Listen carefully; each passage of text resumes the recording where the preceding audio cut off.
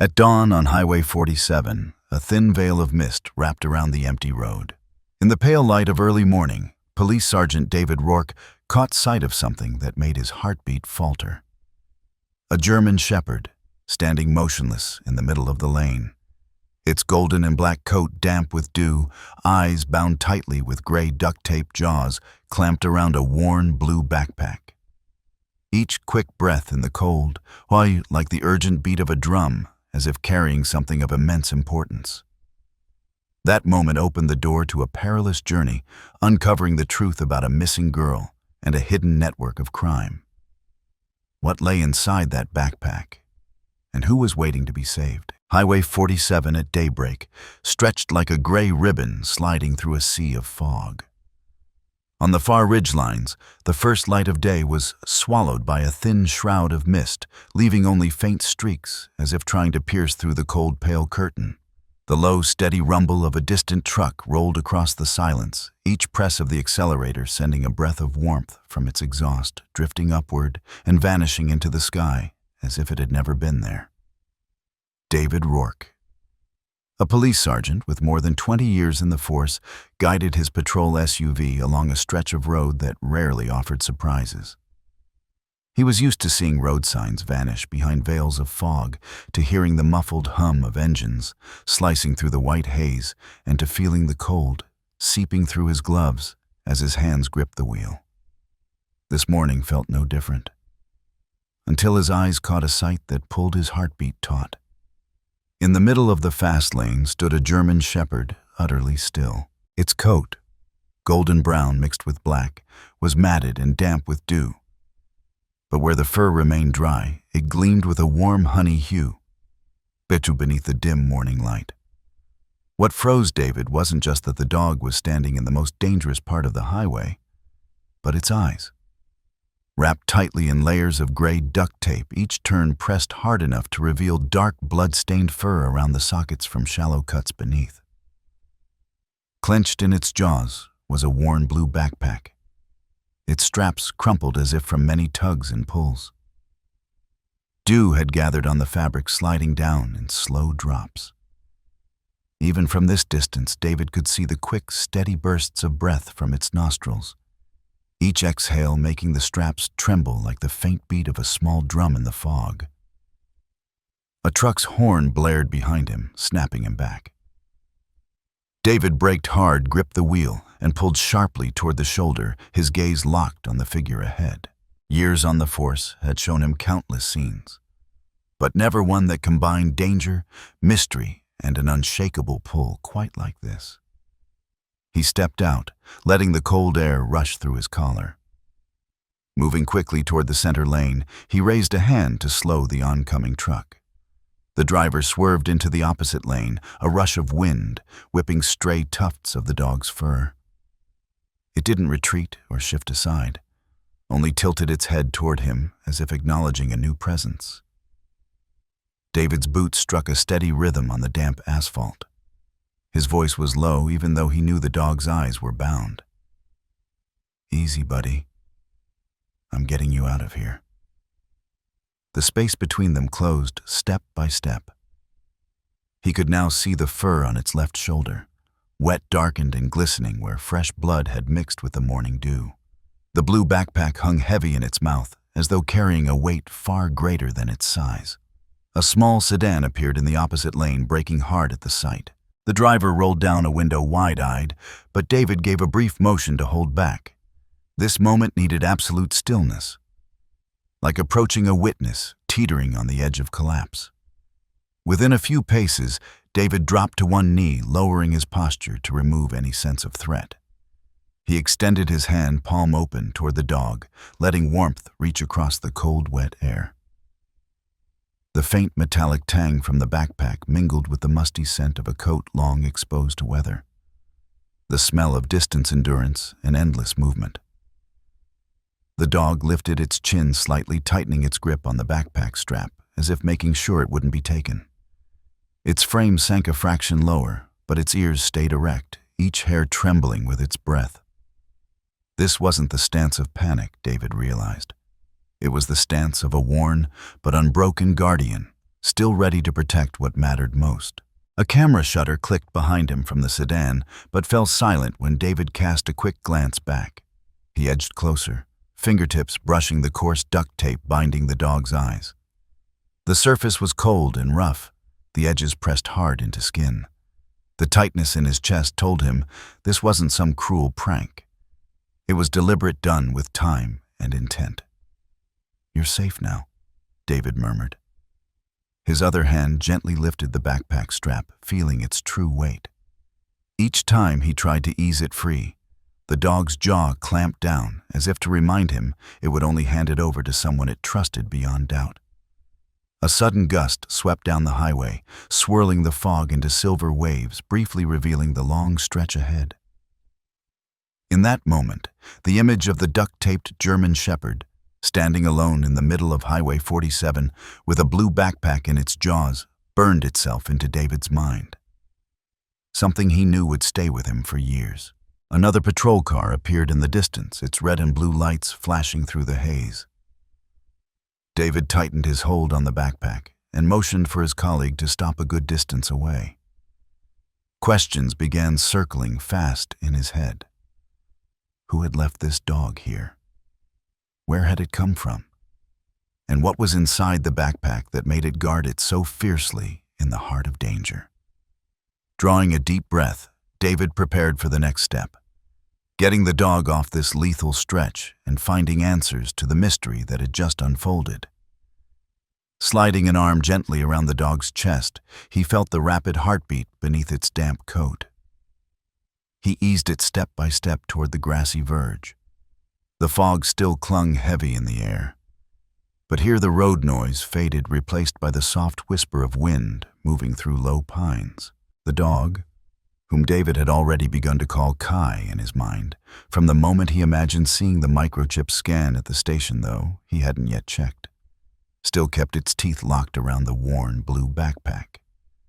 Its body trembled faintly, whether from cold or exhaustion, but the tilt of its ears told him it was still alert. Sitting beside it, David stripped off his gloves so the warmth of bare skin could bridge the cold space between them. "All right, buddy," he said softly, his tone like one meant for an old partner in the field. "Let me help you." Bit by bit, David let his hand slide toward the strap of the backpack. Kai's jaws tightened in response, but when David made no attempt to pull, only resting his touch there, the dog seemed to understand. Nearly half a minute passed before Kai's grip loosened, letting the damp fabric slip free into David's hand. The backpack was wet with dew frayed along the edges and streaked with patches of dried mud as if it had traveled a long, punishing road. Setting it aside, David turned to the duct tape wound around the dog's head. With the small folding knife from his pocket, he made careful, shallow cuts, taking care not to worsen the ragged fur beneath. Strip by strip, the tape came away, revealing deep, warm brown eyes, clear yet etched with exhaustion. Kai squinted at the dim morning light, blinking several times, as if testing whether the space before him was truly safe. When David pulled the zipper open, the faint clink of metal drew Kai's head up, ears angling toward him. The air carried the scent of old paper, mingled with cold metal, and a trace of fresh plastic from something inside. The first thing David saw was money. Bundles of crisp $100 bills bound with rubber bands stacked neatly, easily, $60,000 in total. His brow furrowed. This kind of cash in these circumstances was not meant for dog food. Beneath the money lay a small notebook, its cream-colored cover yellowed at the corners.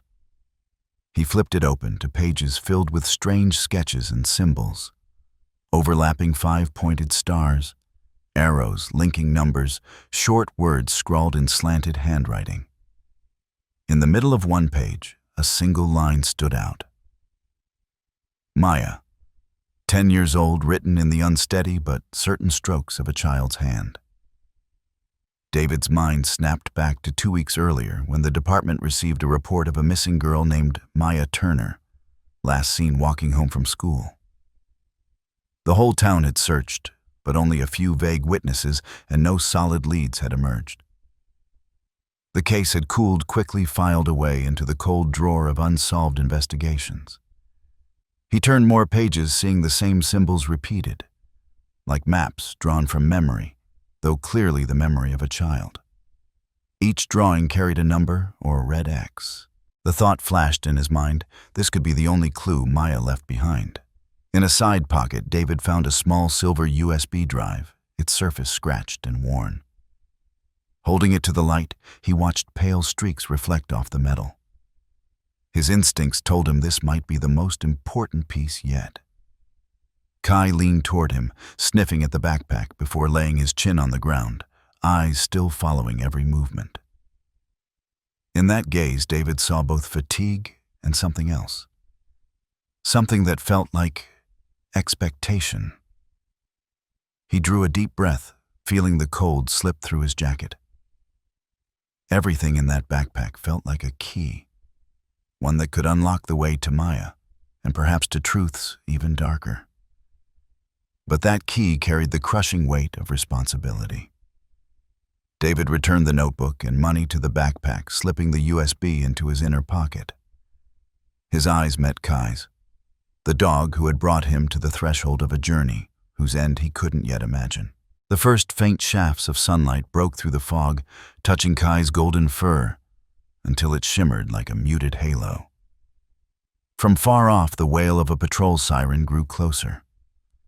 David stood gripping the backpack's strap, a quiet resolve hardening in his chest.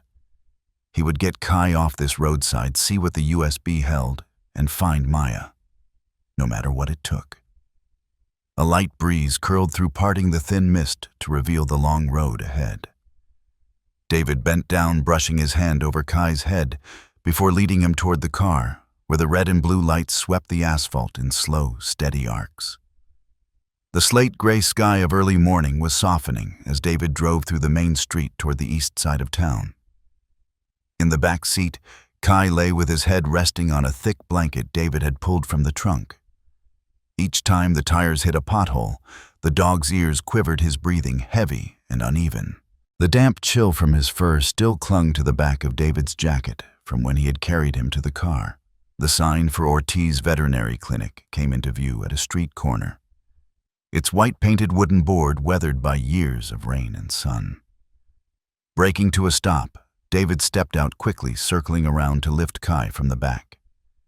The full weight of a grown German shepherd pressed hard on his shoulders, but David held him close, as if cradling a wounded partner. The clinic door swung open, the chime above ringing softly. The scent of antiseptic met the faint aroma of dry pine. Behind the desk, Lena Ortiz, a middle-aged veterinarian with dark hair neatly tied back, looked up from her paperwork. Her eyes went instantly to Kai, shifting from surprise to worry in seconds. "Put him here," Lena said quickly, pulling a clean cloth over the stainless steel exam table. David obeyed, keeping one hand lightly on Kai's neck to reassure him. Lena leaned close, inspecting each wound. She hissed under her breath at the mark still pressed into the fur around his eyes and at his left side, where a deep gash exposed the muscle beneath. "He's lost a lot of blood," she said, tugging on gloves as she signaled to her assistant for the surgical kit. "If we don't operate now, he won't make it." David nodded, a heavy weight pressing down in his chest. He stepped back silently to give her space. Lena picked up a microchip scanner, running it slowly along Kai's neck until a beep broke the air. A string of numbers flashed on the small screen. Her eyes widened. "Oh my God, this is Kai," she breathed. "Special Operations K9 from Cedar Ridge PD. He went missing during an op last year. Everyone thought he was dead." David froze. The name Kai was no longer just something he'd called him in his head. He remembered the news stories about a failed anti-smuggling raid in Cedar Ridge. How a K9 had vanished in the stormy night, leaving only a trail of blood and no other sign. Lena worked quickly, setting up an IV line. "If it's really Kai, then he's been through specialized training," she said, her tone tightening. "It's almost impossible to take down a dog like this. Unless he was ambushed. or betrayed. David's eyes flicked to the blue backpack resting on the nearby chair, then back to Lena. He carried it straight into the middle of the highway. Inside, cache a notebook belonging to Maya, the girl who vanished 2 weeks ago, and a USB drive. I think Kai escaped from wherever he was being held to get these out. Lena steadied the syringe in her hand, her gaze fixed on the wound. If that's true, then Kai didn't just fight to survive. He completed a mission, one no one assigned except himself. The faint ring of a scalpel against the steel tray cut the air sharp and precise. The assistant passed a surgical clamp, and Lena began cleaning the deep gash, her movements swift but exact. David stood near the door, eyes never leaving Kai. Each beep of the heart monitor felt like it struck his own chest. Outside, passing cars grew fewer, leaving only the stillness of a small-town morning. Inside, the air was drawn tight like a cable under strain. The scent of antiseptic grew stronger as Lena disinfected the wound. "Good thing he got here in time," she said as she began stitching. "An hour more, and we'd have lost him." David's hand tightened on the backpack strap, the rough weave digging into his palm. "I need to know what's on that USB. If Kai really carried it from Maya, or her captors, then the clock is already ticking." Lena didn't look up, but her tone hardened. "Then you'd better brace yourself. If someone went to the trouble of making both Maya and Kai disappear, whatever's on that drive is enough to make them come after it." Kai shivered faintly as the final needle was drawn free. But when his eyes cracked open, they sought David's. In that look was a thread of connection, a quiet assertion that their journey had only just begun, and would stretch far beyond the fog-covered roads outside. David inhaled deeply, noon light filtering through the window to catch on Kai's freshly cleaned black and gold coat.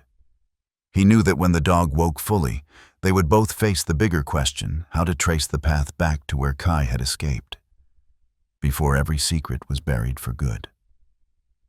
By the time David stepped out of Lena's operating room, the blue backpack sat neatly on her desk. Kai lay resting in a heated kennel, his breathing steadier, his body twitching now and then in dream. The faint antiseptic scent lingered in the air, mingling with the quiet scratch of Lena's pen across her patient notes. David pulled the silver USB from his inner pocket. Light from the window flashed across its scratched surface, throwing cold glints into the room. He set it on the desk and looked at Lena. "We need to know what's on this." Now he said, his voice carrying the weight of an order more than a suggestion. Lena nodded, rolling her chair to the computer in the corner. The hum of the tower filled the pause, the faint whir of the cooling fan underscoring the moment. David stood over her shoulder, eyes locked on the USB as she slid it into the port. A single folder appeared, labeled only with a string of numbers. Lena opened it. Inside was a single video file, barely 100 megabytes. She double-clicked. The image jolted into view, shaky and dim through a weak lens. A small room emerged, gray walls, a lone overhead bulb whose dull light didn't reach the corners. In the center sat Maya, the dark-haired girl with tired eyes too large for her thin face, perched on a worn mattress spread across the floor. Her voice came in a trembling whisper, each word deliberate. "If anyone finds this, tell my mom. I'm still here." She turned her head toward the far left corner where shadow pooled, thick as ink. "There's a man. He comes at night," she swallowed, "and he brings something that makes a bell sound. A metal bell. Every time he opens the door." David and Lena exchanged a sharp glance, leaning in toward the screen. Maya paused, listening to something off camera. Then it came. The faint ringing chime of metal, striking metal high and brief, like a small bell brushing against iron. The girl flinched, shoulders curling, and breathed her last words into the lens. "Find me. before he comes back." The picture wavered, then went black. For several seconds, the clinic was silent. Lena's gaze drifted toward the window, as if searching her memory. "I know that sound," she said slowly. "It's the same bell they use on the doors of old timber cabins in Blackpine. Each cabin has a special lock, and when it opens, the latch hits a small brass bell. That's the sound." David's mind pulled up the map of Blackpine. Steep forested ridges barely inhabited except by lumber workers. But another name surfaced alongside it: Victor Hale. Victor, respectable businessman on paper, but in David's case files a shadow figure tied to multiple kidnappings and extortion cases. A year ago, without hard evidence, Victor had walked free, slipping out of town in calculated silence.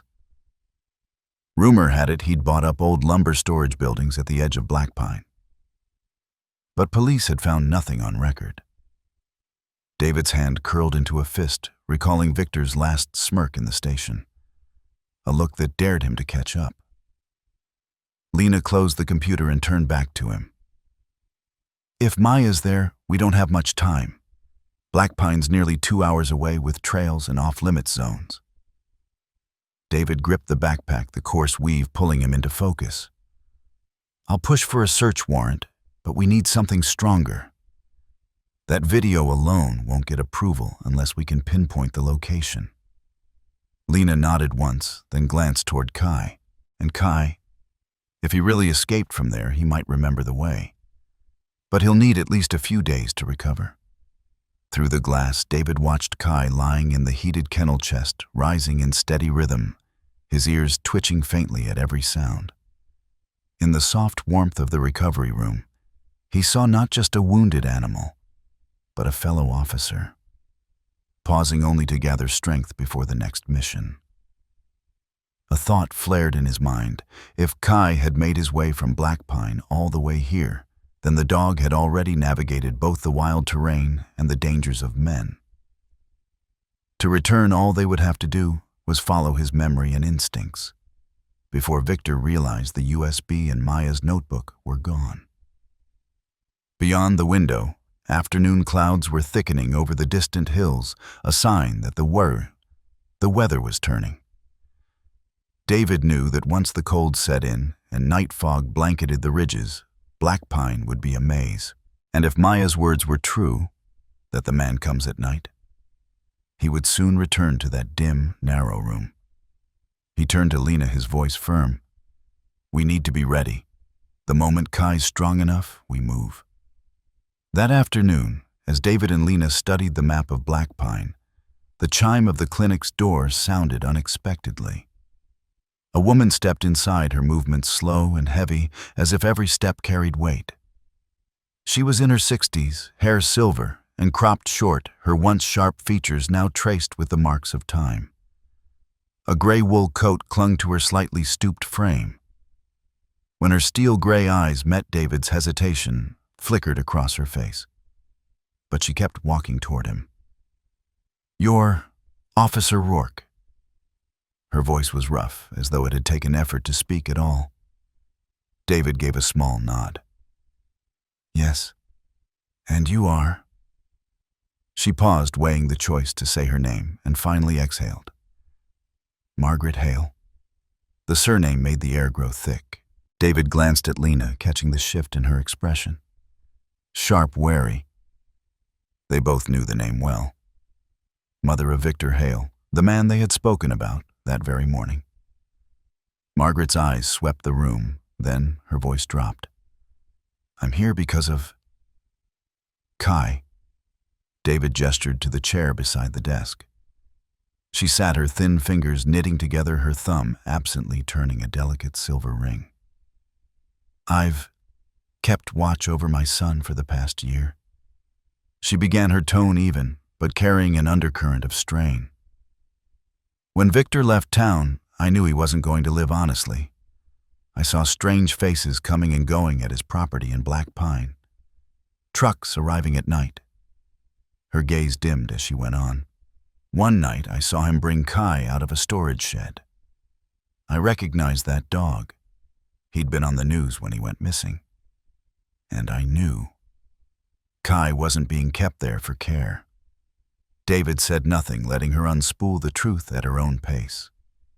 The next day, I went back. Victor was gone. I brought a small tracker, the kind you can attach to a collar. When Kai was chained outside, I knelt down, pretended to pet him, and clipped it on. Her voice trembled, whether from fear or long-suppressed emotion, David couldn't tell. Lena leaned forward. Why risk that? Margaret swallowed. I couldn't go to the police. He's my son. But I couldn't close my eyes to what he was doing either. I thought, if a day came when someone could act, the tracker might lead them there. David recognized the fracture in her, split between blood and conscience. The last signal from that tracker, Margaret continued opening her handbag to draw out a small notebook, then unfolding a creased slip of paper, was from a trail at the base of Blackpine, about 300 meters from an abandoned storage barn. She laid the paper on the desk, her hand shaking slightly. Coordinates were written clearly alongside a date and time, just hours before David had found Kai on the highway. After that signal, the device vanished from the system. Either the collar was removed or Kai moved beyond range. She paused, exhaling hard. Then, I heard a police officer had found the dog on the road. I knew. It was time to speak. David picked up the paper, the weight of a missing piece settling into his palm. You understand this means? If Victor has Maya, we'll be confronting him directly. Margaret nodded faintly, her eyes dropping away from his. I know. And I don't expect you to forgive me for what I didn't do before. But I lost a daughter years ago to a man like Victor. I won't let another child suffer the same. The words landed like both confession and vow. In her, David saw a quiet strength, born of grief deep enough to choose the harder path, even if it meant turning against her own blood. Sunlight from the west slanted across the desk, laying a long bar of gold over the coordinates. David slid the paper into his pocket. We'll use this, and I promise, if there's a way, I'll see this end the right way.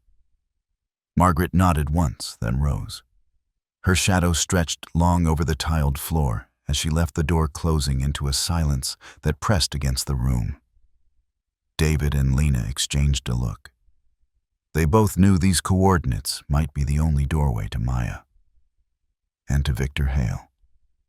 Night dropped over the town like a thick curtain swallowing the sparse lights of the outskirts. David's pickup slowed near the stretch of dirt road leading north.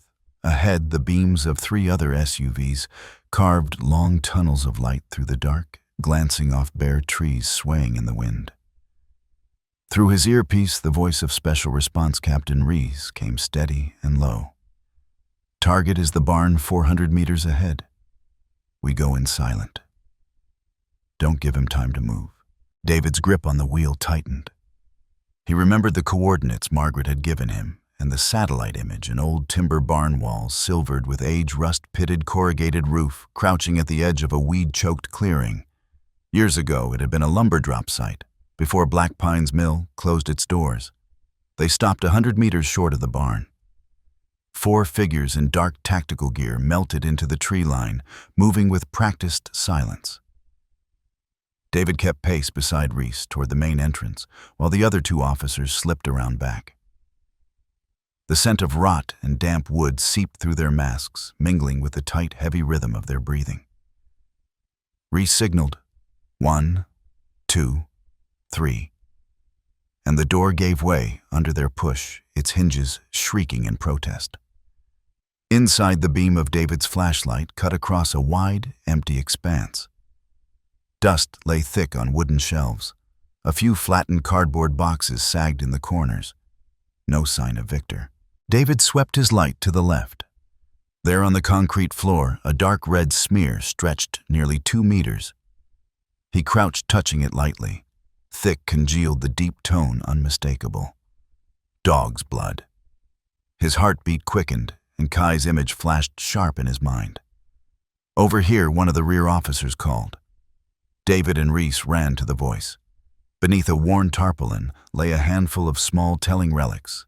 A one-eyed teddy bear, a child-sized pair of sneakers, a comic book with its cover torn.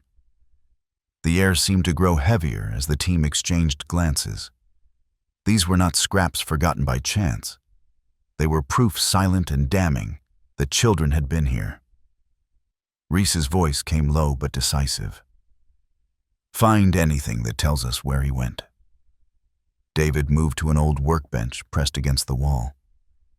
The dust lay undisturbed, except for a clean rectangle the shape of something recently taken. He leaned in, spotting a torn scrap of paper clinging to the edge. In a rushed, jagged hand, it read, 48 hours. Move the shipment. South Wooden Bridge. He passed it to Reese, whose face darkened as he read. If shipment means the kids, they'll be moved within 2 days, and once they're gone. He didn't need to finish. The weight of it was clear. Adrenaline surged through David, sweeping away fatigue. We find that next drop point. South Wooden Bridge could mean Crosspine, 30 kilometers from here. Reese's reply was steady. Not yet. We gather more.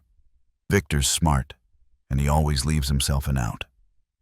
From the open doorway, night air pushed in cold and sharp, carrying the restless whisper of the forest. David stood still, eyes fixed on the black throat of the southern trail. In his mind, Maya in the dim room, the chime of metal, the smear of Kai's blood across concrete. A rear officer returned with fresh tire tracks etched deep in the damp earth. Truck tires heading toward the valley on a trail narrow enough to hide a convoy in darkness. Reese checked his watch, then gave the order to pull back. We hit it again at dawn with trackers. Tonight someone tipped him off. He won't sit still. David was the last to leave, stepping into the open yard, where the moon broke through ragged clouds. The wind slid cold under his collar, its edge both chilling and urging him on. Every hour now could mean the line between life and death. For Maya, and for whoever else Victor was holding. Climbing into his truck, David laid the coordinate note from Margaret beside the torn scrap from the barn. Between them stretched a single path through the shadowed forests of Blackpine to the southern bridge and to Victor, before the 48 hours ran out. By the time dawn cracked its thin light, smothered by low cloud, the town lay under a wash of cold gray. On the makeshift command desk, a laptop glowed with satellite imagery, red and blue lines winding through the mountains like veins.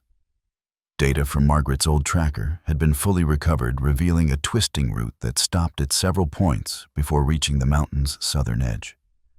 Reese stood before the screen, fingertip tracing the last ping. Here, he said, pointing to a narrow trail climbing higher. It's not on public maps, but Kai came through here. If Victor's using it, he can move anything without being seen. David's eyes stayed on the path. He knew it. A long abandoned logging route overgrown with brush and edged by sheer drops. To an outsider, it would be a labyrinth. Outside, the morning wind combed through the treetops, damp with the promise of rain. Low clouds wrapped the summit, turning Blackpine into a looming stone island adrift in white. The air felt heavy, waiting for the storm to break. In the corner, Kai lay in a padded kennel, golden black fur lifting gently with each breath. His eyes were still clouded from the bandages, but his ears twitched at every sound. Even in weakness, his body seemed drawn taut by the pull of unfinished work. Lena approached with a small medical pack. He's not fully healed, she said, concern threading her voice. The climb will be cold and brutal. His wounds could tear again. David crouched, resting a hand on the dog's shoulder. I know. But Kai's our eyes. No one knows this ground better than he does. Kai tilted his head, as if he understood every word. Reese stepped in. He goes, but we plan for it. Thermal blankets, meds, enough food for days. Once we're up there, there's no easy turning back. The metallic clang of gear being loaded into trucks echoed through the room. Signal flares, radios, compasses, paper maps. Lena eased Kai into the truck bed, wrapping him in blankets over a waterproof pad. Engines rolled to life, and the town began to fall away behind them. The road wound into the forest, hemmed in by tall pines, draped in green moss and climbing vines. Sunlight slipped through the canopy in broken patches, scattering gold and shadow over the dirt track ahead. The higher they climbed, the sharper the cold cut through the cab. Mist beaded on the windshield in pinprick drops, and the wind lashed the vehicle's frame in rising bursts. From the driver's seat, David watched banks of gray clouds slide down the mountain slopes, folding around the forest like thick smoke. Kai stayed curled in the blanket, but each time the SUV turned into a narrow switchback, he rose nose testing the areas pricked toward the front. The motion deepened David's conviction. The dog was beginning to recognize the way. Up ahead, Reese hugged the cliff face on the right, the drop on the left vanishing into cloud. "From here up, no cell signal," he said over the radio. "Keep spacing tight and watch the light signals." The climb grew rougher. Potholes and spill rocks scattered across the grade. Each jolt rattled the gear, but David kept his speed steady. In the rear view, Lena's hand rested on Kai's back, steadying him against the sway. Near midday, rain began. A light scatter at first, then denser, pattering the windshield like drum taps. The track turned slick tires skimming over a skin of mud. Through the side glass, David glimpsed low shrubs whipping under the wind, their rain-slick leaves flashing like silver foil. Farther off, lightning-struck trunks jutted stark against the bruised sky. 10 kilometers to the last signal point, Reese reported. "Copy," David said then to Lena. "When we get there, Kai comes with me and Reese to check the site." Her lips pressed tight, but she didn't argue. This was their only thread, and Kai was the one holding it. The SUV crawled on tires, biting deeper into the mud. In the bed, Kai now sat fully upright, muzzle angled to the crack of the canopy window. Breath steady, but charged. A blade of wind poured down from the Blackpine crest, cold enough to bite through layers. Snow began as a dry sift, then thickened, wind-whipped into white veils that swallowed the old-growth forest on either side. Through it, only the faint silhouettes of tall trunks remained, their limbs heavy with fresh powder. The tires hissed over the new snow engine hum, softened by the muffling white. Reese signaled a halt at a small pullout where the track split. One branch skirting the slope, the other tunneling into the trees. "From here we walk," he called, voice nearly carried off by the wind. "Taking vehicles in any further will leave a trail." David dropped from the cab and moved to the rear. Kai lay on the thick blanket, the strip of white bandage stark against his golden-black fur.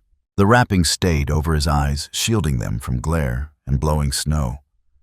But his whole body tightened at the sound of the hatch opening.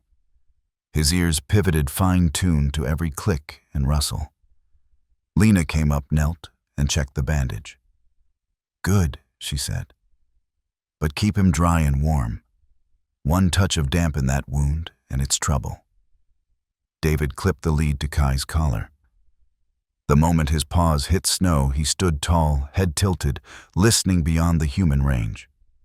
Each shift in the wind drew a twitch of his ears, a deep pull of his breath, his steps measured. They took the forest branch. Snow fell thicker now. The wind funneled through the pass into long, low howls, at times eerily like voices calling from somewhere unseen. The fogged air shrank their world to barely 10 meters. Every tree shape, every boulder loomed half-formed in the white. David kept directly behind Kai, eyes fixed on the taut line of the lead. Reese navigated point, pausing at intervals to work compass and map. The two rear officers closed the line. Then, threaded through wind and the crunch of boots, came another sound. Thin but distinct, cutting through the white kang. Kang. David froze, hand up. The team went still, their breath clouding in quick bursts. Again it came clearer this time. the ring of metal on metal echoing from somewhere deep in the left-hand ravine. Kai reacted instantly, pivoting toward it, tail lowered, ears like antennae. Sightless behind the bandage, his muzzle lifted toward the source chest, swelling with each inhale. The bell. Lena breathed a flicker of recognition in her eyes. It's the same from Maya's video. Reese motioned left. The snow here lay heavier, each step sinking to the ankle or deeper into drifts. The further they pushed, the more the sound altered. Fast, slow, as if coaxed by wind or a hand. The terrain dipped rock walls on either side, slicked with moss and ice. Between them lay a narrow creek, frozen under a skin of fractured gray-white. The wind's bass moan through the cut merged with the bell's bright chime into something almost musical. Kai pulled against the lead, now legs driving through the snow. David felt the force of him, a guide on a course already set in his mind. Reese raised a fist. Ahead, new tracks dented the snow, deep boot prints, edges still crisp. Beside them, a long trough, as though something heavy had been dragged, both running toward the bell. David crouched, fingertips brushing the groove's rim. Ice cold. A flash of Maya in the dim room shot through him. He looked up to meet Reese's eyes, and neither man needed to speak. The bell rang again. Closer now, urgent, insistent. Kai went rigid for a breath, then leaned into the pull muscles bunched beneath his coat. Reese's voice was low into the calm. Stay sharp. We're in his ground now. The path led them out of the cut to a narrow ledge clinging to the cliff face. Below lay a valley drowned in white, its depth swallowing the wind into a sharper, colder edge. Snow still fell in fine, stinging sheets, blotting the view, until only the nearest jut of rock remained. Reese halted, raising a hand. At the far end of the narrow clearing, framed by the twisted trunks of ancient pines, a small wooden cabin emerged. Weathered yet stubbornly standing against the harsh mountain weather. Snow blanketed the roof, a thin thread of smoke curling from the short chimney before dissolving into the air. Through a faded cloth curtain drawn across the window, a dim flickering glow leaked out, like candlelight or a small battery-powered lamp fighting the gloom. David narrowed his eyes, taking it in. The cabin sat in a naturally defensible position, its back pressed to a sheer rock face, the other three sides guarded by forest and sheer drops. There was no hidden escape. But it was an easy place to control from within. The wind was stronger here, making each breath feel shorter, sharper. Beside him, Kai stood taut, head fixed toward the cabin. Even with his eyes still covered in white bandages, every muscle under his black and gold coat seemed drawn tight as wire. His ears tracked each distant sound with precise turns, tuning to the faintest vibrations. A hinge groaned. Slowly, the cabin door swung inward, and from the shadow within, Victor Hale stepped into the open. He wore a thick ash-gray coat, a dark wool scarf wrapped tight around his neck. His face was gaunt, but his eyes cut sharp, scanning the clearing in a single deliberate sweep. In his right hand glinted a long-bladed knife. In his left, pressed tight to his chest, he carried a large metal case secured with a sturdy lock, its handle dulled with rust. David felt the air around them thicken. Ahead, Reese angled his stance, subtly blocking Victor's view of the rest of the team. But Victor's gaze found him regardless, and lingered. A faint curl lifted the corner of his mouth. Without warning, Kai surged forward the lead, snapping taut as if it might tear. A low growl rumbled from deep in his chest, pulling David back a step. The dog's strength was unmistakable, even weakened. Behind them, Lena whispered, "Kai knows him." Victor took another step out the knife's edge, catching the cabin's golden spill of light. He set the case down on the stoop, metal striking wood with a flat, dry clunk. His free hand rolled the knife's hilt as if weighing its balance. The wind gusted hard, carrying with it the faint, eerie ring of a metal bell from somewhere deep in the forest. The sound sharpened the tension until it pressed on the skin.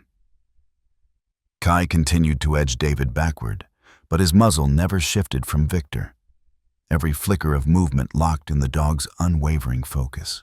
David bent low close enough for his words to warm Kai's ear, murmuring reassurance, but also priming him to act. Kai's breath billowed in quick bursts, claws biting lightly into the snow, ready to break forward at a moment's signal. Reese lifted his hand, signaling the team to fan out. One officer ghosted, left the other slid right, vanishing into the cover of snow-heavy trees. All eyes stayed fixed on Victor, and on the case, the only other object in the clearing that might hold the truth they had come for.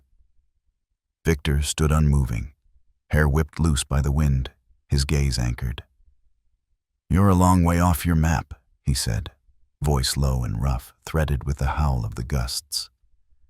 David said nothing, only tightened his grip on Kai's lead, feeling the connection like a live wire between them. It urged him forward, yet held him wary. A stronger gust tore through, flinging a cloud of fine snow into the air. For an instant, their view was white. When it cleared, Victor was already off the stoop, the knife lowered but poised. The case sat untouched at the door, still and heavy as though guarding its own secret. This time Kai pulled not backward but forward, the force through the lead reading like a signal act now. Prepare to meet what's inside that case and the man guarding it. As Victor's boots struck the snow, something in the air shifted. For a heartbeat, the wind seemed to vanish, leaving only the hammer of blood in David's ears. Reese's hand clenched around his radio, his glance swept fast in silent orders. They all understood. There was no more time to stall. Victor lifted the knife to hip height, closing the distance, his eyes fixed with the predatory lock of a hunter on chosen prey. David moved to meet him, holding Kai's lead tight enough to restrain but not hinder, feeling the dog's muscles coil. His own breathing slowed, his free hand brushing the edge of his weapon belt, ready if Victor lunged. The gap closed in a flash. Victor swung, steel flashing in the thin light from the cabin. David twisted aside. The blade kissed the heavy sleeve of his coat, slicing a strip of snow from its surface. His counter came quick, a hard strike to Victor's wrists, forcing him back half a step. Kai's growl deepened, then broke into a surge as Victor angled to slip past toward the door. The lead went taut, but David loosed it in time. The German shepherd launched, slamming into Victor's flank with enough force to knock him off his intended path. The knife tumbled into the snow, vanishing in white. Victor staggered but caught himself, hands digging into the drift. His eyes darted toward the cabin, and David read it instantly. Whatever was inside, Victor meant to protect or hide. "Reese, hold him," David barked, sprinting for the door. Inside the cabin was dim, steeped in the scent of damp wood and wood smoke. Lena was already there, her headlamp beam swinging across the walls. It froze in a far corner, on a large wooden chest lid, shut tight, secured with a fresh iron padlock. Here she called, kneeling to work the lock with a slender steel pick from her kit. In seconds, the shackle snapped free. She lifted the lid, and the sight inside caught her breath. Maya lay curled in on herself, a frail figure wrapped in a thin blanket, her skin pale, lips trembling.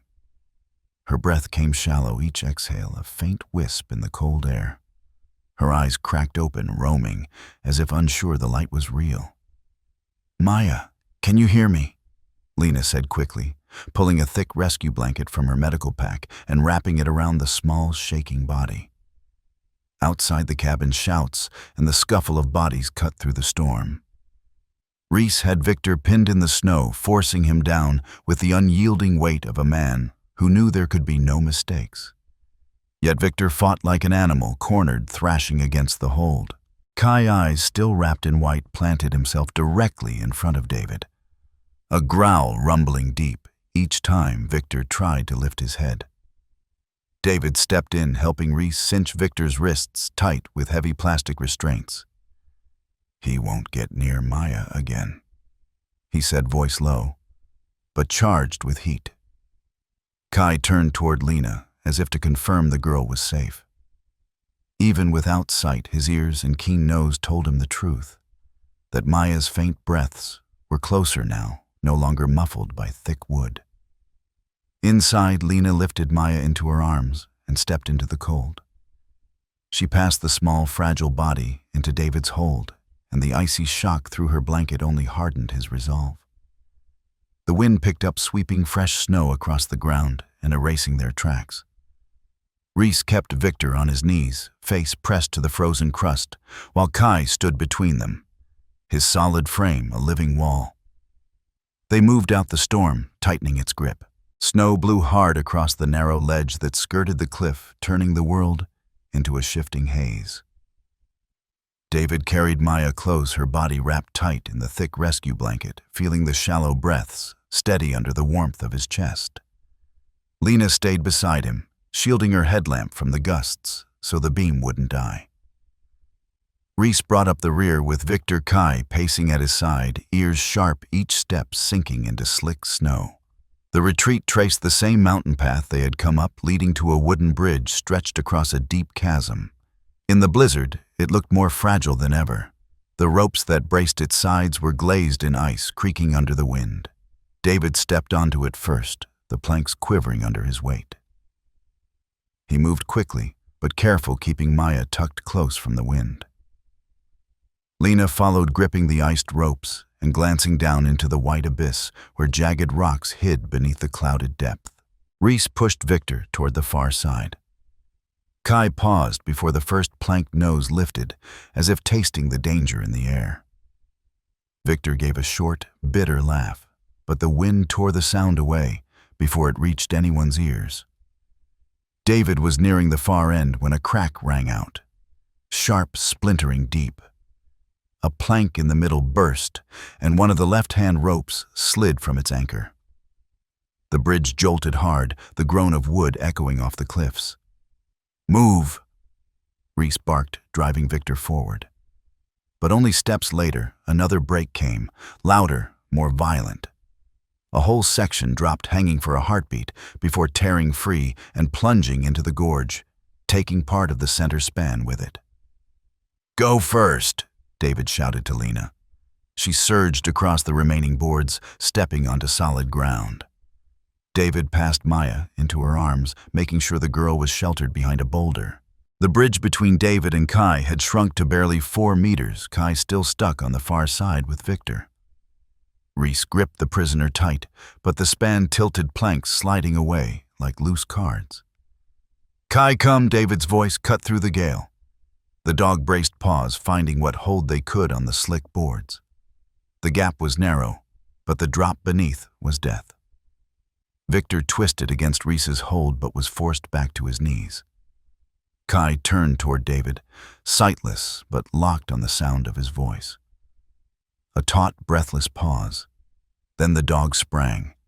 The leap ripped through the wind, a solid mass of muscle clearing the gap, but his hind paws slipped on the collapsing edge.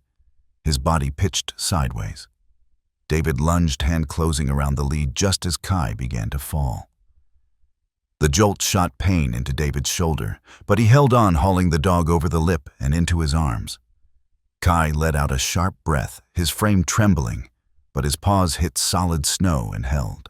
Behind them, the last of the bridge gave way, sending Victor and Reese into sudden peril. Reese caught a frozen rope tied to a rock outcrop, still clamping Victor in his grip. The rescue team on the far side hauled them up in slow, heavy pulls, fighting the storm's force. David crouched, running a steadying hand down Kai's back, feeling the warmth still there after that heartbeat-long brush with the void. The shepherd lifted his head chest, heaving, as if aware of just how close they'd come to the edge. The blizzard was no longer the knife-edged wind they had met on Blackpine. It was now a solid wall of white swallowing color shape distance. Snow sliced sideways, stinging skin cutting visibility to only a few meters. Black tree trunks loomed briefly from the fog, then vanished into it again. Reese took point, one hand locked on Victor's bindings, the other cutting the wind. Victor's head hung low. His steps labored through snow to his knees, breath pumping out in thick clouds. Even under restraint, he kept glancing back, and every time his eyes met Kai's, a twitch pulled at his jaw, as though replaying the moment at the cliffside cabin. David stayed midline, arms tight around Maya. She had drifted into unconsciousness since leaving the bridge, her face pale, eyelids closed. He kept her pressed close, feeding what warmth he could, shielding her from the gusts. Lena matched his pace, checking her pulse and breath whenever she could. "We've got 10 minutes to hit the main road," she shouted over the roar. Her core temperature's still dropping. Kai stayed at David's heel, his golden black coat plastered with melting snow. Each step left a deep, slower print than before. His breath came faster, thick plumes tearing from his muzzle. His ears stayed alert, but their movements had dulled, his head lowered as if gathering every last scrap of strength. The team pressed on through the forest, following the narrow trail down the slope. The wind came from all directions, now shoving them sideways, sometimes hard enough that they had to hunch low just to stay upright. Every step felt heavier, as though the snow beneath them had no bottom at all. David felt Maya's weight grow heavier in his arms as her small body slackened further. He shifted his hold, keeping her pressed tight to his chest, eyes fixed on the beam of Reese's flashlight ahead, the only guide through the blinding white. Finally, something metallic glinted faintly through the veil of snow, a highway sign. It was enough to push the group into a faster stride. The sound of engines rumbled in the distance, likely the rescue convoy Reese had called in before leaving the cabin. Then Kai faltered. His front paws sank deep into the snow, his body swaying. David glanced back to see the dog force a few more steps, panting hard, before his legs folded and he crumpled into the white drift. The lead snapped tight in David's grip. David dropped to his knees, his hand pressing into the dog's back, colder than it should have been, but still breathing. Lena crouched beside him, quick and sharp exhaustion. He's done everything he can.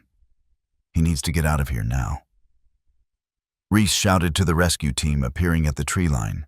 2 stretchers, one for the child, one for the K9. David laid Maya onto the first stretcher, Lena walking alongside to keep her warm and monitored. Then he turned back, helping another officer lift Kai onto the second. Even Drain the dog managed to raise his head slightly, as if to check that Maya was being carried to safety. They pushed through to the roadside where 2 ambulances waited, engines humming in the storm. The rear doors swung open, releasing a wave of heat that felt like fresh air after drowning. David watched as Kai was wheeled inside. Their eyes met for the briefest moment, just long enough for the dog to send an unspoken message. "I'm still here, and I've done my part." The emergency wing doors of the hospital flew open, spilling harsh white light from the ceiling, banishing the feeling of being swallowed by the blizzard. But inside, the air was just as heavy, thick with urgency. David followed the nurses, pushing Maya's stretcher, his hands holding the blanket tight around her. Close behind, another team wheeled Kai toward the adjoining veterinary surgery unit. Military veterinarians already waiting, mobilized the moment they'd heard the call. Wheels clattered over polished tile, footsteps pounded in sync. Lena kept pace with David, her face set, eyes locked on Maya. The girl was still unconscious, breath shallow under an oxygen mask, tiny fingers pale against the edge of the blanket. Core temp still low, pulse weak.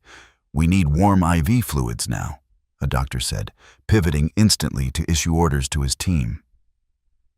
David looked down the cross corridor where Kai's stretcher was moving. The shepherd lay on his side, fur soaked the white bandage over his eyes, darkened with fresh blood. His breathing was rapid and shallow, the rise of his chest slowing with each cycle. A tall vet held the IV steady, while an assistant checked the deep tear along his flank.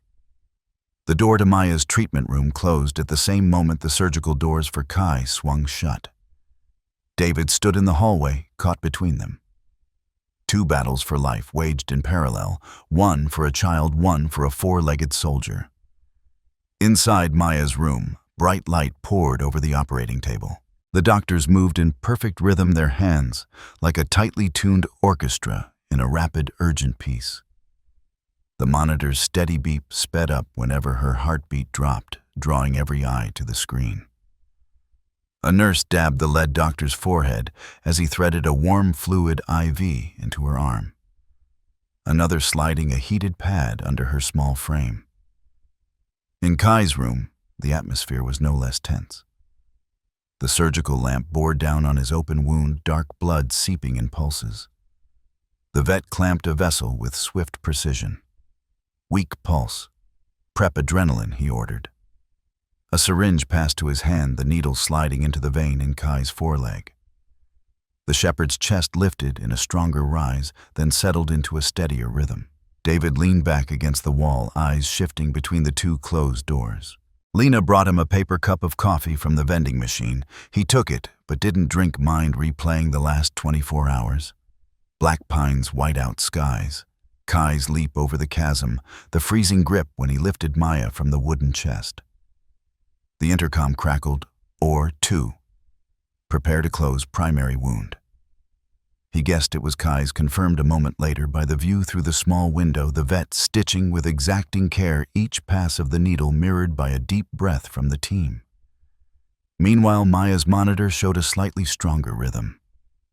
A young doctor smiled faintly at a colleague, but kept his hands on the warm fluid line. The girl's small fingers twitched, the first sign her body was fighting back.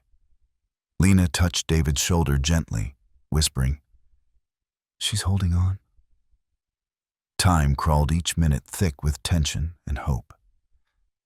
Then at last, Kai's surgical doors opened. The vet stepped out, pulling off his mask, sweat on his brow. The wounds closed. He lost a lot of blood, but the surgery was a success. Now we focus on recovery. Before David could exhale, Maya's door opened as well.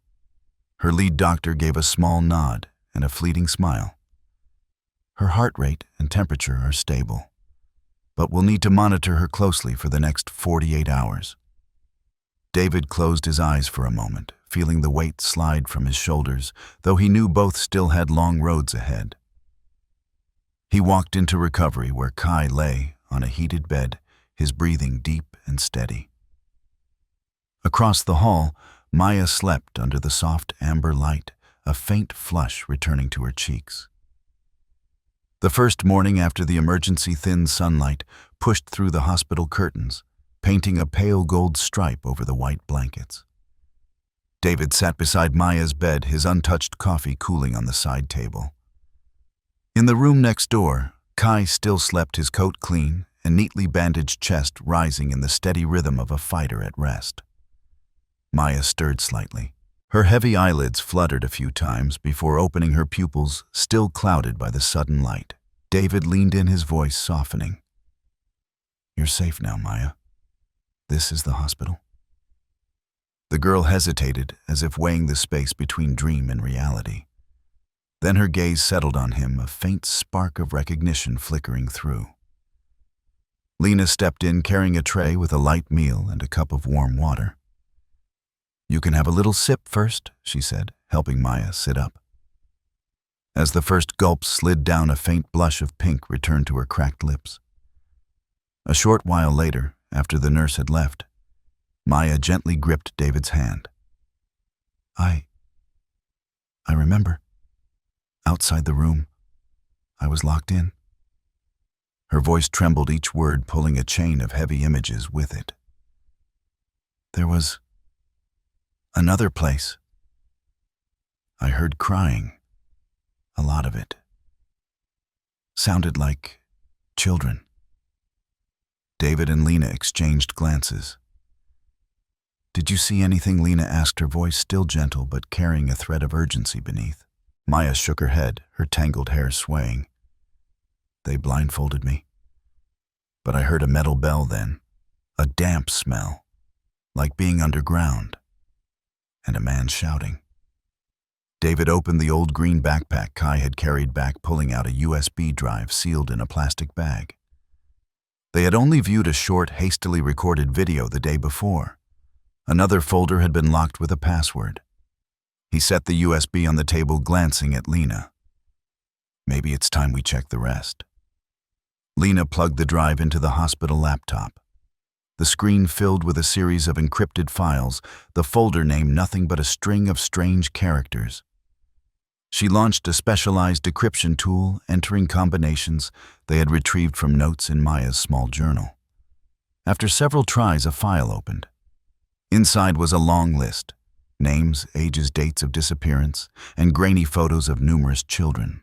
At the bottom ran the strange symbol Maya had once drawn, a circle cut through by a curved line next to the number B12. Scrolling to the end, Lena recognized many names matching cold case files the police had never solved. "These are all victims?" David asked, eyes locked on the screen. Lena nodded, lips pressed tight. "Not just Maya. There are many other children. That room, she heard, could be a holding site." Maya shivered, clutching the blanket. "I heard someone say, 'Get the new group to B12 before nightfall.'" David leaned down, reassuring her with a hand on her shoulder. "You've been incredibly brave, Maya. What you remember could save many lives." In the hallway outside, footsteps echoed before stopping at the door. Reese appeared carrying 2 folders, nodding at David. "We've got more data. GPS from Kai's collar in Blackpine matches satellite maps. There's an abandoned construction site near the old quarry. The location lines up with B12. David looked back at Maya, seeing the fatigue in her eyes. He spoke softly. "Rest now, we'll take care of the rest." Lena pulled the blanket higher and gently smoothed the girl's hair until her breathing steadied. As they left the room, David glanced toward Kai's recovery ward. Through the glass, the dog lay still, white bandages over his eyes, his body warm under the soft lamplight. David knew that once Kai recovered, the journey to B12 would begin. And it might be the decisive step to dismantling the network, where Victor was only the one link. A briefing was called in the temporary police operations room. On the main wall, an electronic map displayed numerous red dots now circled, all matching locations from the USB data and Maya's account. Each red mark represented a possible site where children might be held.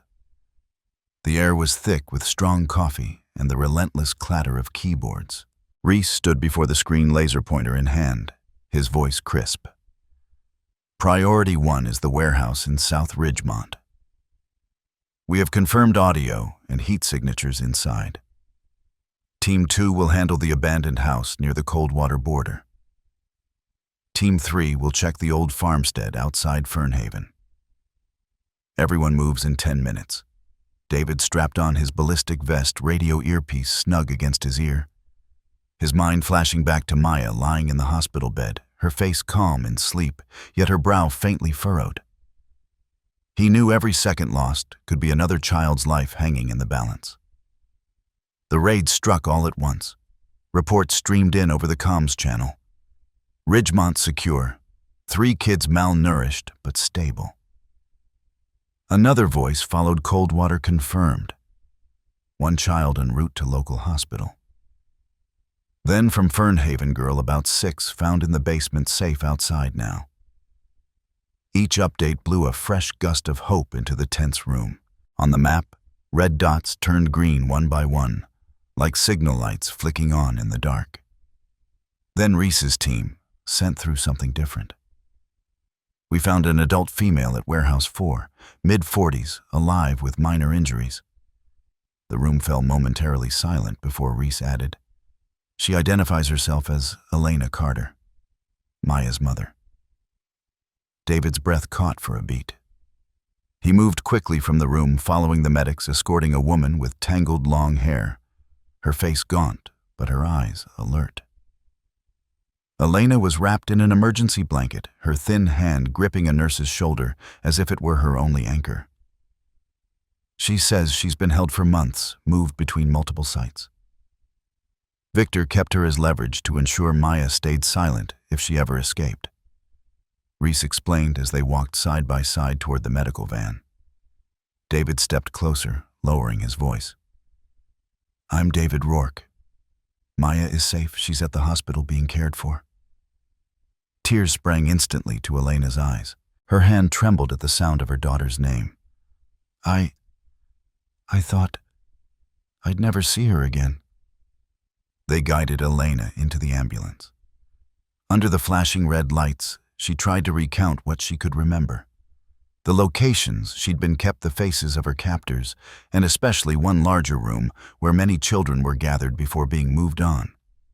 Her details matched the USB data and gave police 2 more potential sites. Back at command, David saw 2 new red markers light up on the map.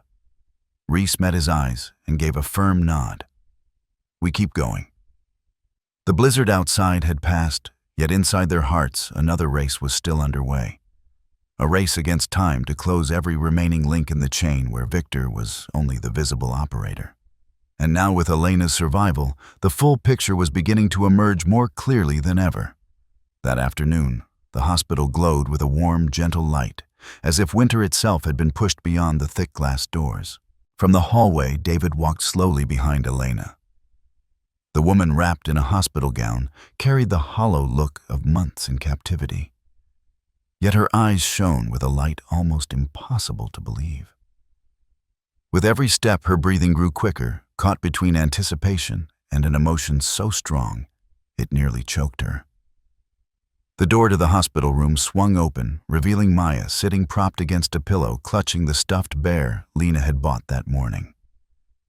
The girl looked up, her brown eyes widening as though she were witnessing a miracle. Mom. The word broke apart as it left her lips trembling, as if she feared that saying it too loud might make it vanish. Elena almost ran, dropping to her knees beside the bed. Her arms wrapped around her daughter in a fierce embrace, their faces pressed together, breathing in the warmth and the familiar scent of family. Something no time or distance could erase. Maya burst into tears, sobs shaking her small frame, yet filling the room with a vivid, undeniable sense of life. Elena wept too, her shoulders trembling, her tears sinking into the tangled hair of her child. From the doorway, David turned away, giving them their moment. Lena rested a hand on his arm, offering a faint smile, the kind of smile from someone who had seen too much loss and so valued this moment all the more. A faint sound stirred from the bed beside them. Kai, still lying on a warm pad with a white bandage covering his eyes, slowly lifted his head. His ears twitched slightly, his nose drawing in the scent of Maya. The dog braced himself, pushing his forelegs against the bedding, forcing his weakened body forward from beneath the blanket. The veterinarian moved to stop him, but David lifted a hand, letting Kai decide for himself.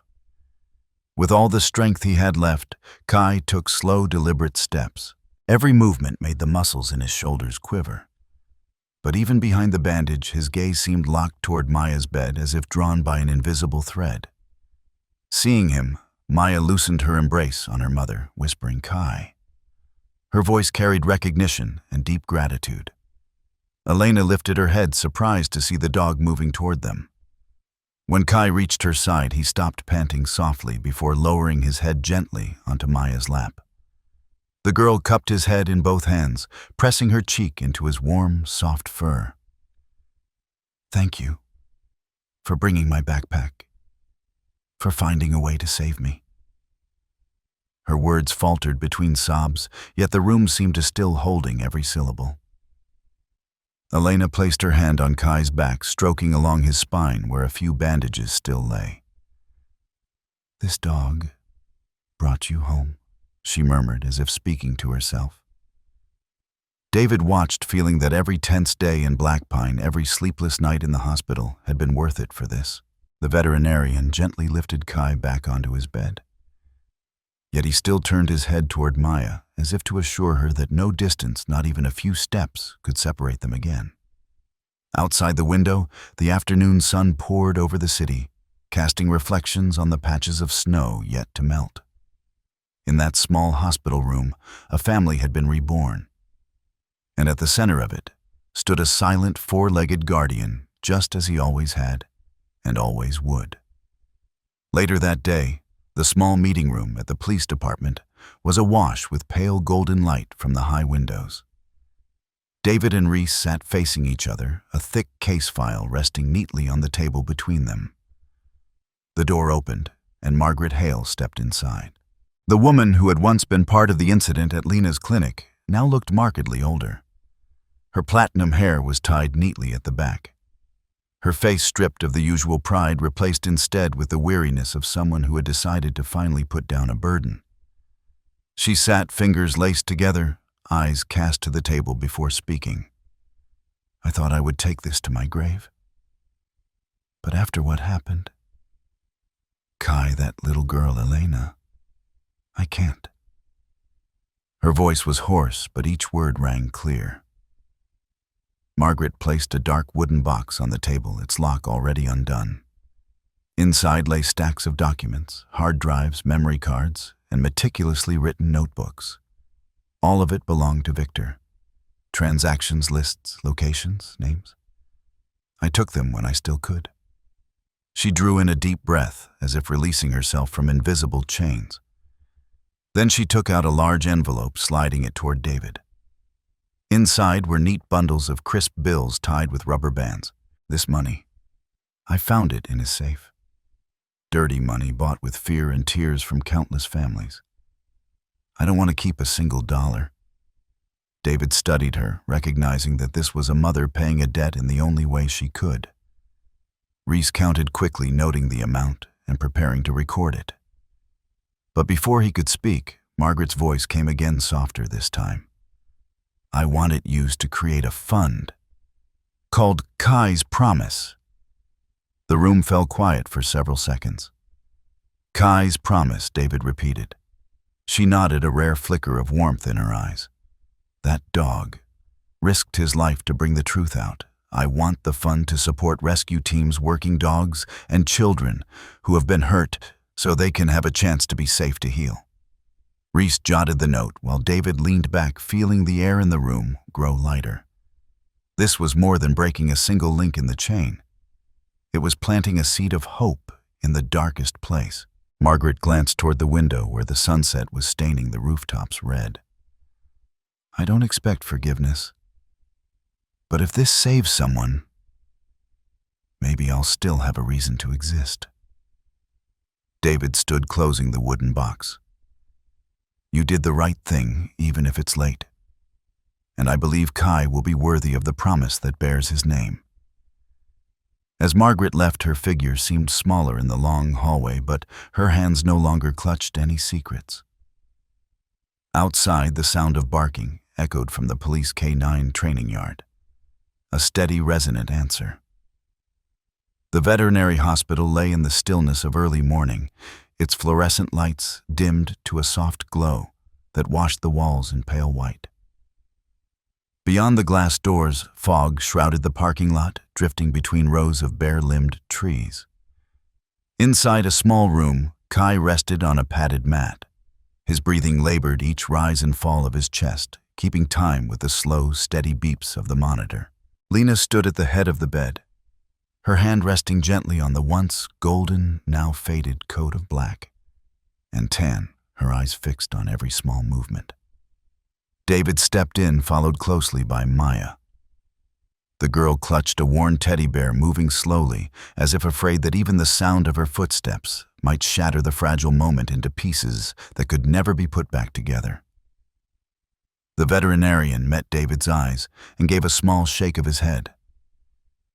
The infection spread faster than we expected. We've done everything we could.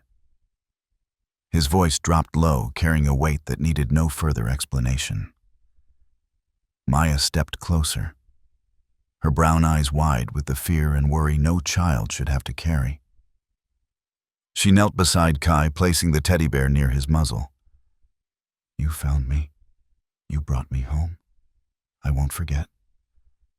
Her voice trembled, yet each word was clear, etched into the air like a promise meant to last forever. Kai's tail moved faintly, a weak but certain wag, his ears twitching at the sound of the voice he knew so well. David crouched down, his hand resting against the dog's back, feeling the warmth still there, but fading, like the sun slowly sinking behind the mountains. "You did well, Kai. Better than anyone could have hoped for." Lena lowered herself beside Maya, wrapping an arm around the girl so all three of them were close. Kai drew in one long, slow breath, then let it out like a final sigh. His eyes closed gently, his face at peace, as if every pain, every race through snow and darkness had finally come to an end. A single tear slipped down Maya's cheek, falling into Kai's fur. "Sleep well," she whispered, pressing her face into his head. David's hand tightened softly on her shoulder, his gaze meeting Lena's, both knowing this moment would remain in them like something written into their very blood. Outside, the first light of day broke through the fog, casting gold across the damp grass. In that small room, three people sat in a sacred silence beside a friend whose journey had ended, but whose promise would live on in the hearts of those left behind. A week after they said goodbye to Kai, David's wooden house on the outskirts of Edgewater began to fill with new sounds. Maya's giggles floated from the back porch, mingling with the soft hush of wind through the pines.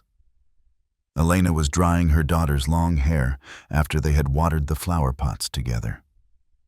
David had completed the paperwork for a part-time guardianship, allowing Maya and Elena to stay with him as they adjusted back into life. The choice wasn't born of pity. It came from the certainty that after everything they had become part of each other. That afternoon, David returned from the market with a paper bag of fresh bread, greens, and beef. Lena arrived with a basket of red apples from a friend's farm. The quiet kitchen now brimmed with the sound of chopping, the bubbling of boiling water, and Maya's playful splashes while washing vegetables, drawing a laugh from Elena. David stood back for a moment, letting the scene imprint itself into his memory. The golden afternoon light poured through the window, turning every simple motion into something precious. He thought of the days in Blackpine when every breath had been a gamble. Now this felt like a gift Kai had left behind. Dinner was laid out on the large wooden table beside the fireplace. A steaming pot of beef stew, warm, crusty bread, fresh salad, and a basket of bright apples. Lena poured juice for Maya, while David carved the tenderest slices for Elena. Words were few, but their glances carried enough trust to fill the space between them. As they ate, Maya shared stories from her new school, her eyes sparkling when she spoke of the little reading corner she loved. Elena talked about finding part-time work, something that would give her independence while still being there for her daughter. David listened, smiling now and then when Maya leaned in on certain important details, as though they were secrets. After dinner, they moved to the living room. The fire glowed warmly, flickering across new frames on the wall, some of Maya and Elena with Kai in the hospital. David placed an empty cushion beside him, as if keeping a space for the friend who would always belong there in memory. Elena leaned back and said quietly, "I don't know where we'd be without you." And Kai. David didn't answer right away, his gaze lingering on the flames before replying, "We're here, and we'll keep moving forward. Together." Lena nodded, her gentle smile adding another layer of warmth to the room. When night came, Maya curled up under a thick blanket, Elena pulling her close. David stood at the doorway, dimming the light until only the hallway glow remained. He knew this wasn't a family in the usual sense, but it was an open family, a home for anyone who had lost something and needed a place to start again. Winter draped Edgewater in a thin white veil, snowflakes drifting lazily onto rooftops and settling softly on the ground as if searching for rest. In the small front garden, quiet except for the faint rustle of pine branches, a black granite memorial stone stood out against the snow. Etched into it was the name Kai, alongside a detailed carving of the upright ears and steady gaze of the German shepherd who had become a legend in their story. Around the stone, wild rose bushes Elena and Maya had planted in autumn stood bare but strong, waiting for spring. Each morning, David came here placing a small knitted scarf, one Maya had made, beside the stone. Today it lay under a fine layer of snow, like winter's white arms cradling a memory that would never fade. Inside the house, the scent of cinnamon and gingerbread drifted through every room. This Christmas felt different from all the ones before. The long dining table was draped in a deep red cloth. Golden candles flickered and danced in the reflections of crystal glasses. The fireplace glowed warmly, the soft crackle of burning logs keeping time with the stories being shared. Lena set down a tray of cookies, smiling as Maya ran over to hand David a Christmas card she had drawn. Kai, wearing a Santa hat. Elena, now healthier and steadier, sat beside Lena wrapping small gift packages to send to the local dog rescue shelter, funded in part by Kai's Promise, the initiative Margaret had once suggested. Maya carried over a large framed photograph in an oak frame, Kai standing against a snowy backdrop, eyes bright, gaze steady and loyal, as if guarding the entire world behind him. David carefully hung the photo in the center of the living room wall, right above the fireplace. The golden glow from the Christmas tree lights spilled across the image, catching every strand of fur, every etched line in those eyes. For a few quiet seconds, no one spoke. They simply looked as though Kai had just walked into the room and sat quietly beside them. Dinner began with warm, lively conversation. Reese stopped by with a bottle of red wine and a funny story about snow patrol shifts. Glasses were raised, not just for Christmas, but for the long road they had walked together. Maya's smile brightened as she talked about planting a row of lavender around the memorial stone come spring, so Kai can smell it even in the dog's heaven. Close to midnight, David stepped out into the garden. His breath mingled with the cold mist, and the warm light from the windows stretched across the snow to touch Kai's memorial stone. He laid a hand gently on the cold granite and whispered, "We're still here, Kai. And the love you gave us keeps growing every single day." A soft breeze stirred the pine branches, sending a few snowflakes drifting down as if in a tender reply. Inside, the laughter of Maya and Elena mingled with the sound of Christmas music. On the wall beneath the golden light, Kai's photograph still held the same unwavering gaze as the first day they met. The story of Kai had reached its final chapter, but its echo lived on in every moment of those who remained. From the day he emerged out of the fog, eyes bandaged, yet spirit unbroken, Kai had become a symbol of absolute loyalty, of courage that surpassed limits, and of the power to heal the deepest wounds in the human heart. Kai's journey reminds us that love for animals is not only about giving them shelter, but about understanding them, respecting them, and standing beside them through every turn in life. Every dog, especially a German Shepherd, is more than an intelligent, devoted companion. They are a beating heart that feels sacrifices and offers unconditional love. What Kai left behind is more than the memory of a daring rescue. It is a reminder that any life, no matter how small, can make a profound difference when met with love and trust. Kai's Promise was born from that very spirit, to continue spreading protection and kindness to the most vulnerable lives. When we open our hearts to animals, they open a part of ourselves we might never have known. And sometimes, as Kai's story has shown, that love doesn't just save a life. It rebuilds families, mends spirits, and rekindles the belief that the world is still full of kindness.